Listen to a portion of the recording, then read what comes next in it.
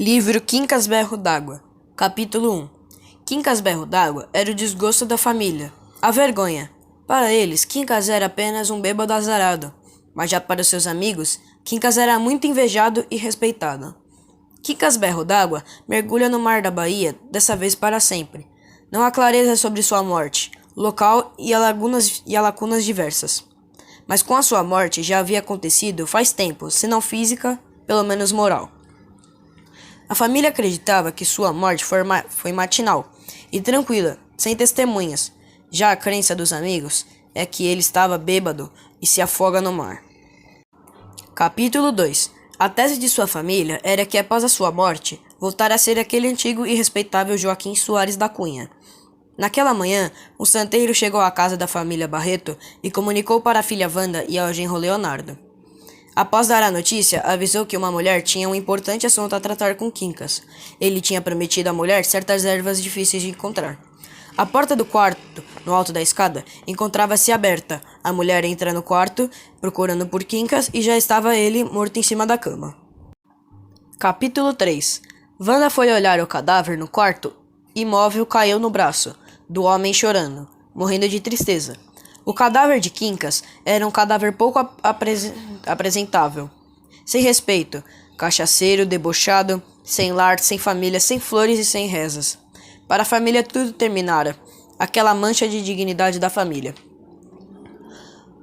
Enterraram o corpo ao lado de Otacília num enterro que não fosse muito caro.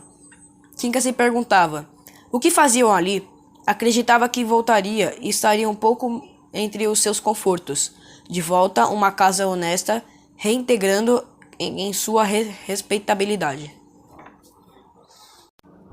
Capítulo 5. Conversam à mesa no restaurante Wanda, Leonardo, tia Marocas, tio Eduardo sobre a condução do velório e enterro. Primeiro se deseja o velório em casa como de um cristão, mas após verem as despesas, decidem anunciar que ele morreu no interior e convidarem as pessoas para a missa de sétimo dia. Capítulo 6. Tia Marocas havia prometido ir mais tarde para o velório. Havia estabelecido uma espécie de turnos de revezamento. Wanda e Marocas pela tarde, Leonardo e tio Eduardo pela noite. A ladeira do Tabuão não era lugar onde uma senhora pudesse ser vista à noite. Ladeira de má fama, povoada por malandros e mulheres da vida.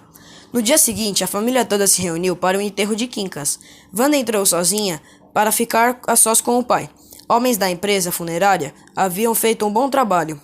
Quincas era reconhecido como Pei dos Vagabundos da Bahia, Cachaceiro Mor de Salvador, o filósofo esfarrapado do campo do mercado, sem dor das gafieiras e vagabundo por excelência. Quincas deixou memórias como quando apanhou Wanda em um circo de cavalinho armado no Ribeira por ocasião de uma festa no Bonfim.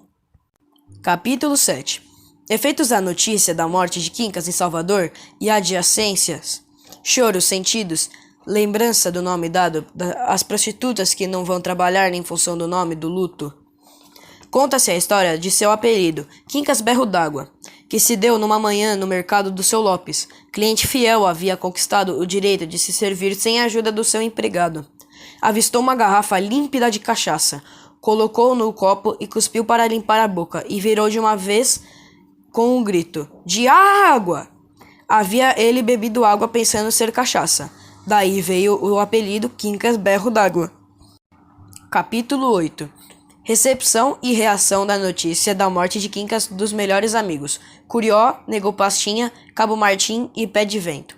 Tristeza regada a bebidas. Curió sente a perda do amigo como se fosse a perda de um membro do seu corpo.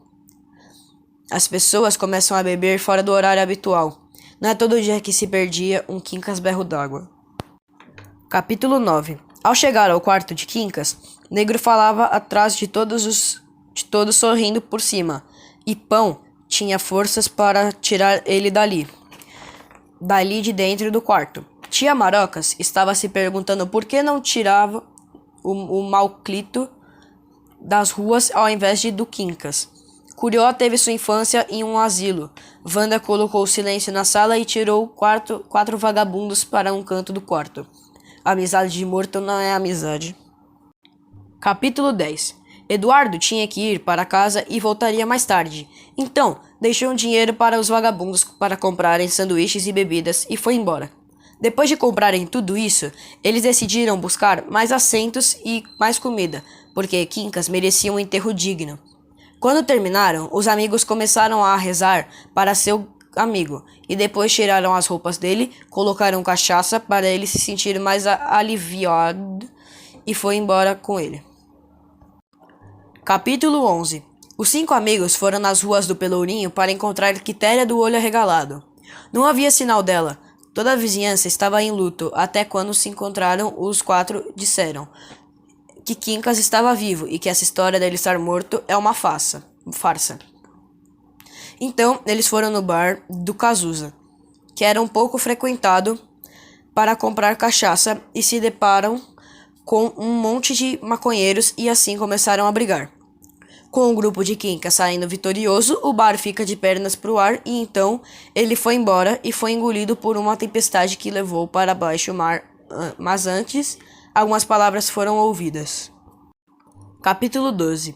As palavras de Quincas foram as seguintes: me enterro como entender, na hora que resolver.